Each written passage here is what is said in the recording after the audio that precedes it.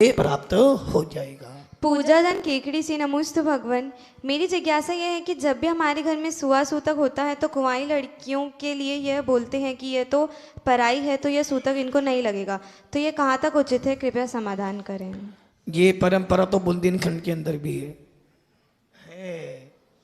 पहली बात तो ये ध्यान रखना, जब तक बेटी कुंवारी है, अपने घर में रहती है, तब तक बेटा हो बेटी हो कोई भी हो, सबको सूतक पातक लगेगा। हाँ, जब वो बेटी शादी कर लेती तो शादी के बाद उसका गोत्र बदल जाता है तो फिर उसको सूतक पातक नहीं लगता। जब तक बेटी हमारे घर में है, कुंवारी हो छोटी हो बच्ची हो, सबको सूतक पातक तो पालन करना चाहिए। यही आगम की विधि है।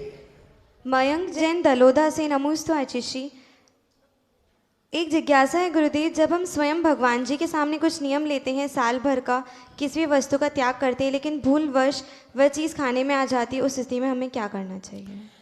अब जब तुमने नियम भगवान से लिया है तो भगवान से बोलो, भगवान की प्रायश्चित दे दो। पहली बात तो जिन शासन में भगवान से नियम लिया ही नहीं जाता है, नियम तो हमेशा गुरुओं से लिया जाता है, साधु परमेष्ठी से लिया जाता है।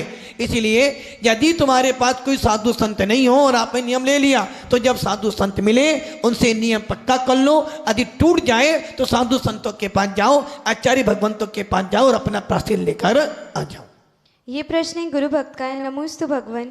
हमारे गुरु कभी किसी बात पर हमसे नाराज़ हो गए, गुरुवर हम भूल कर भी ऐसा कार्य नहीं करेंगे कि हमारे आराध्य हमसे नाराज़ हो जाएं।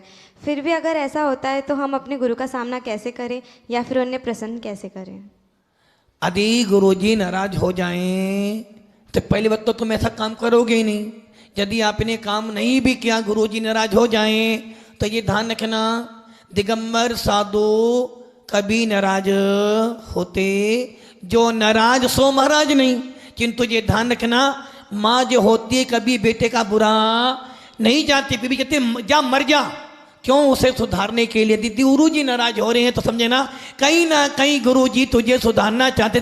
कुंभ का क्या करता है, बाहर से घड़े पे तो हाथ मारते के अंदर अपना एक हाथ और पसारता। वैसे ही यदि गुरुजी नाराज हो रहे हैं, भले ही ऊपर से तुझे नाराज दिखे, जो अंदर से तुझे ही भावना है कि मेरा शिष्य अच्छा बन जाए।